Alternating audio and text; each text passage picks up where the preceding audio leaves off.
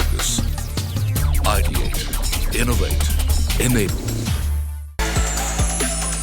Siemens Innovation Day, India. Accelerate your digital transformation. Media partner, CNBC-TV18.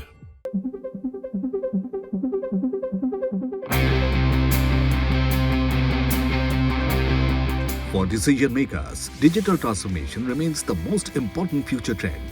How can we make it work? How are digital twins, IIoT, and AI enabling sustainable businesses? These are questions on top of the minds of many CXOs.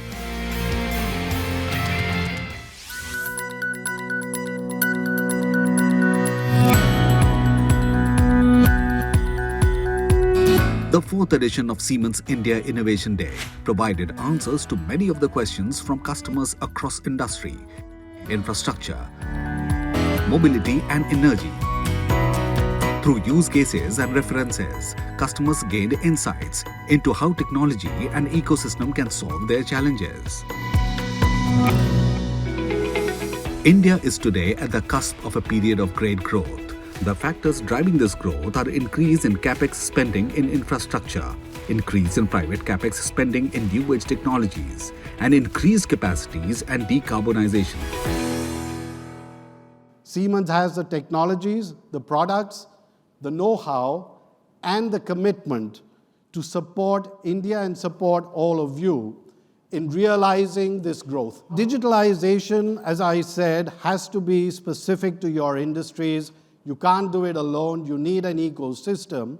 But more importantly, companies cannot really get the benefit of digitalization unless the entire supply chain down the line is digitalized as well. India has 60 million small and medium enterprises. And this is really the entire supply chain that we will need to support on their digitalization journeys if many of our companies here in the room want to achieve our own digitalization targets.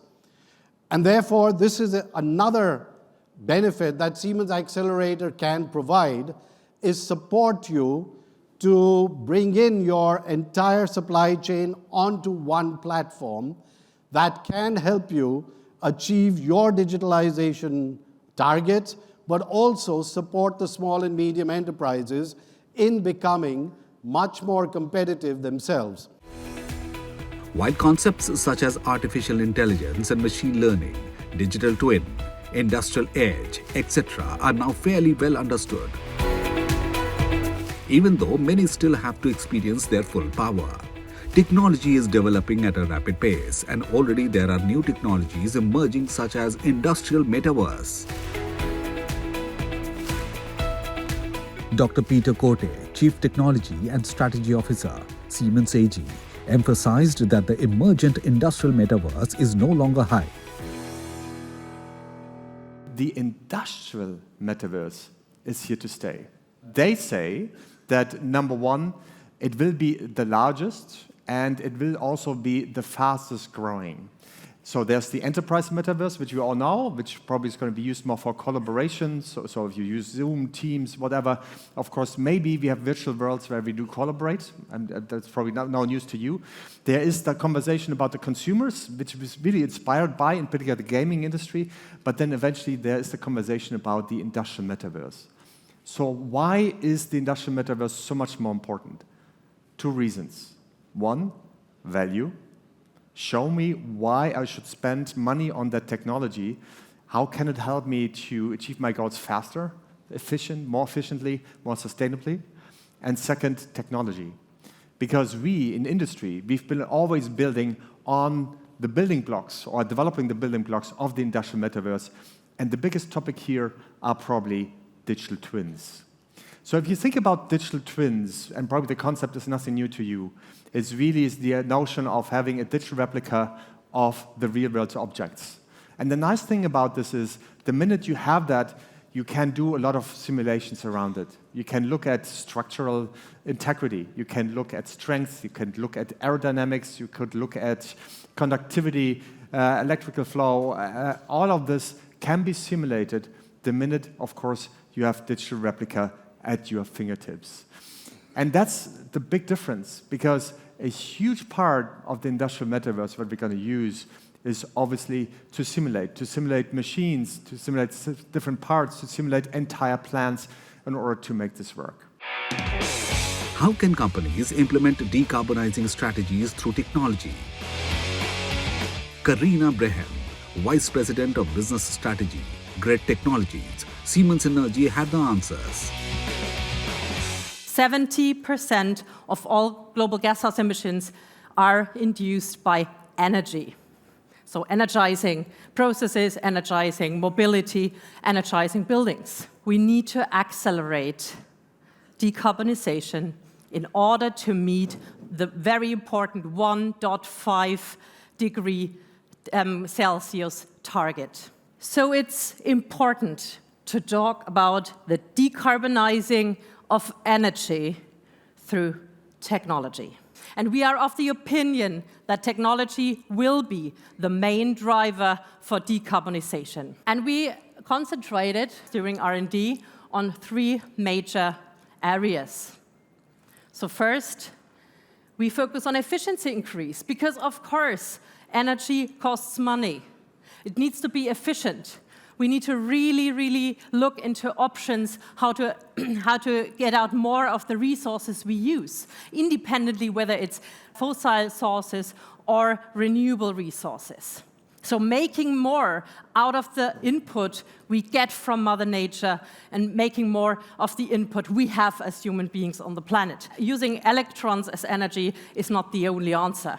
We look into ammonia, we look into e-methanols, we look into e-gasolines. So this is the shift from fuels for mobility, for also making processes running.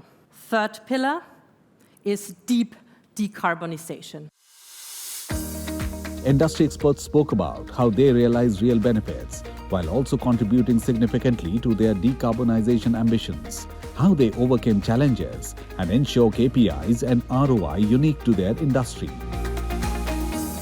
Let me start with you, Vaishali. AWS recently grabbed the headlines when they said that they're going to invest $13 billion in the process of digitalization across various sectors in India. Where do you see so much demand? I mean, 13 billion, which are the sectors that are asking for this kind of money? Yeah, so actually the number is more like we have already invested $4 billion, and by 2030, we will have invested 17 billion. 17. 17 So that's billion. another headline Yes, today. Yes.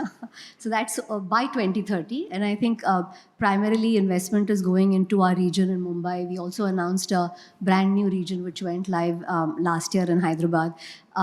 We see growth coming from all parts of our businesses. The growth is extremely secular, which is again very, very rare in many countries. So we have enterprises, you spoke about financial services, terrific demand, not just for, like, I think today people are, when they're innovating and experimenting, it's not like, should we experiment in the cloud? It's like, we have to experiment on the cloud. There isn't much of an option or a plan B. If you need to be agile, if you need to scale quickly, if you need to be innovative, keep your cost low. So financial services front and center, and the conversations have really gone from peripheral experimentation to touching the core, being comfortable, going to the core of your business and technology. Media you spoke about, every OTT app, I can't think of a single OTT app which is not on the cloud.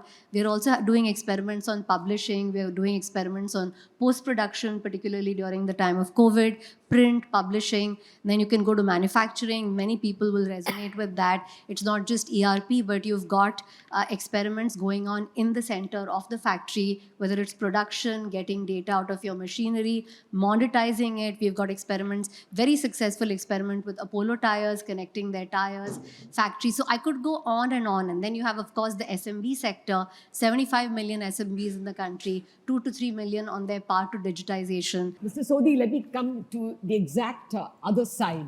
I always think AWS is serving, the state of the art, the big companies in the country. But you represent perhaps the bottom of the pyramid, as it were, the milkman and the food industry. If you can tell us over there, is digitalization a reality? In today's world, you can't work or can't think without digitalization, no doubt. And when digitalization comes to your mind, only comes plants or the logistics, a normal thing, or ordering at home food or taxi, etc.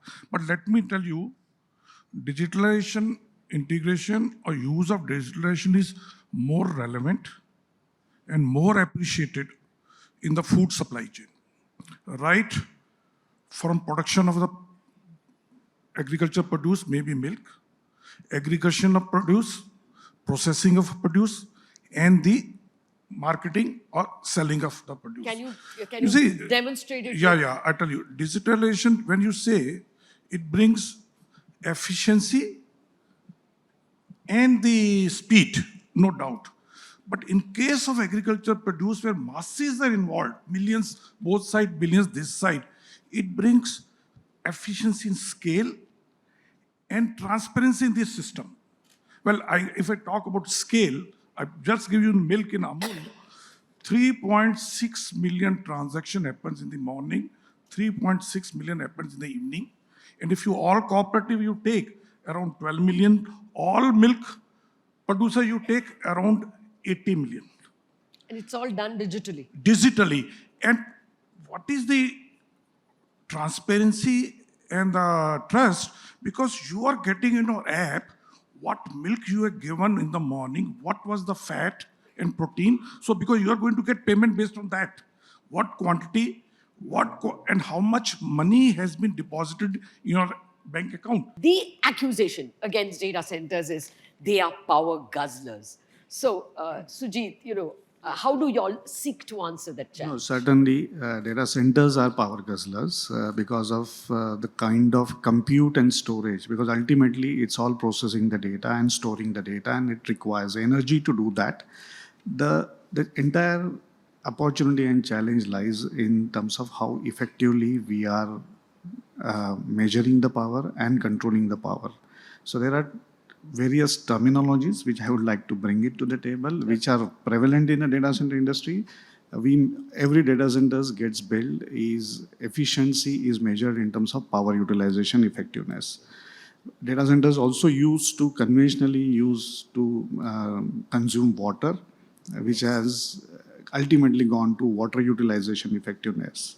And now there are opportunities where data centers are looking towards carbon utilization effectiveness to be able to measure it effectively, because the industry which we are into, our end consumers are signed up for RE100, which is use of renewable energy for the 100% maximum, or they wanted their ecosystem or processes to be net neutral.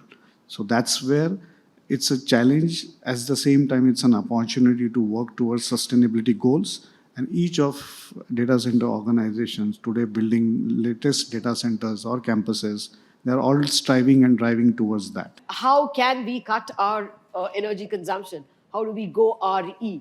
So, Robert, can you give us some interesting examples of where you'll have helped people transcend to sustainable energy?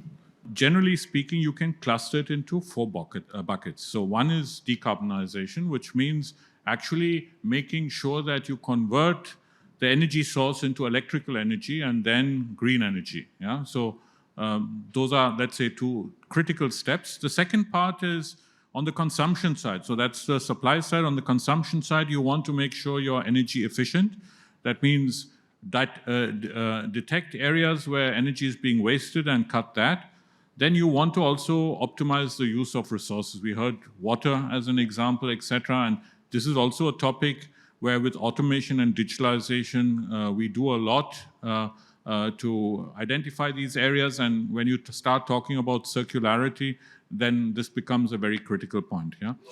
And the final bucket is, of course, it must be human-centric. Because in the end of the day, none of us are going to walk to our next vacation, correct?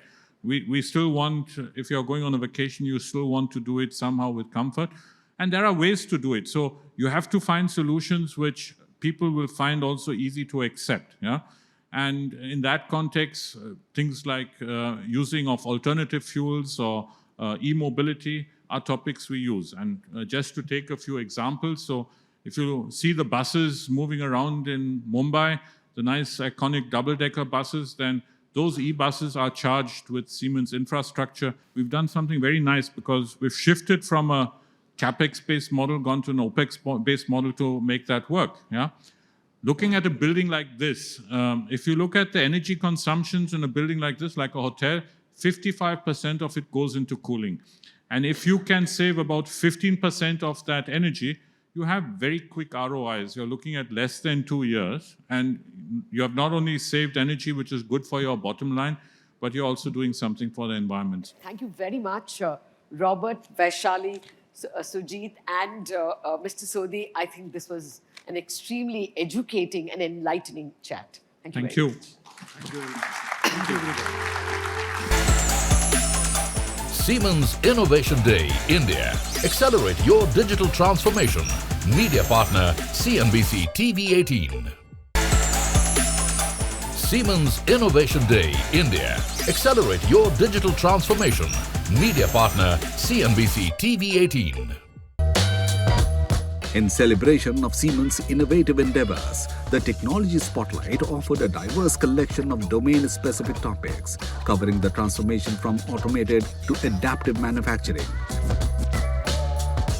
The key factors enabling adaptive manufacturing, the fascinating realm of green hydrogen, and the sustainability of data centers.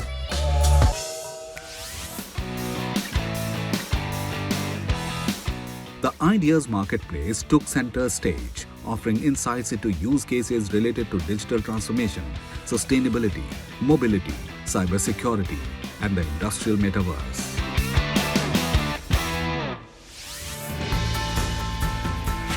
Siemens Accelerator Platform plays a crucial role in digital transformation.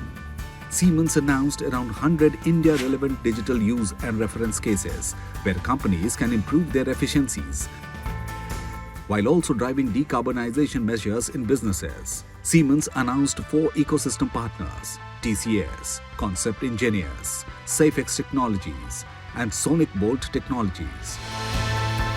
Together with Siemens Accelerator ecosystem partners, Siemens will be able to support the increasing demand for digitalization and decarbonization solutions in India.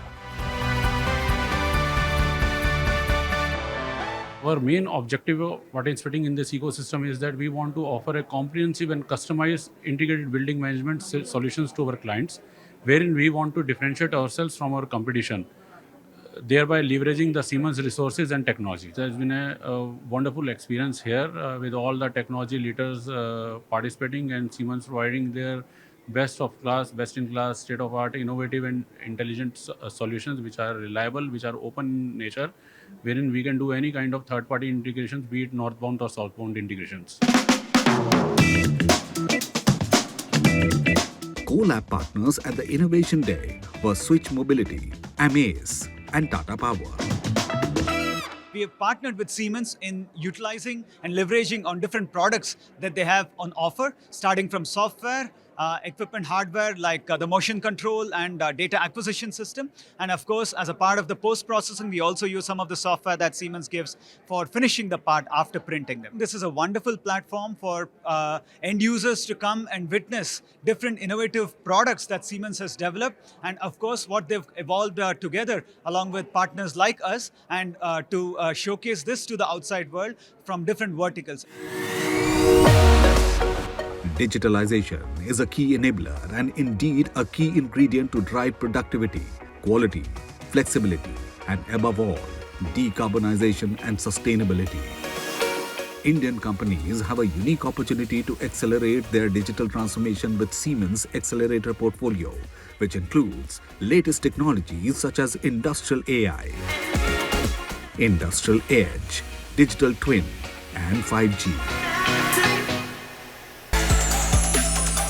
Siemens Innovation Day, India.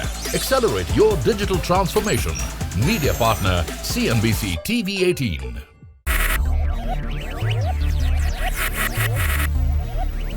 Focus. Ideate. Innovate. Enable.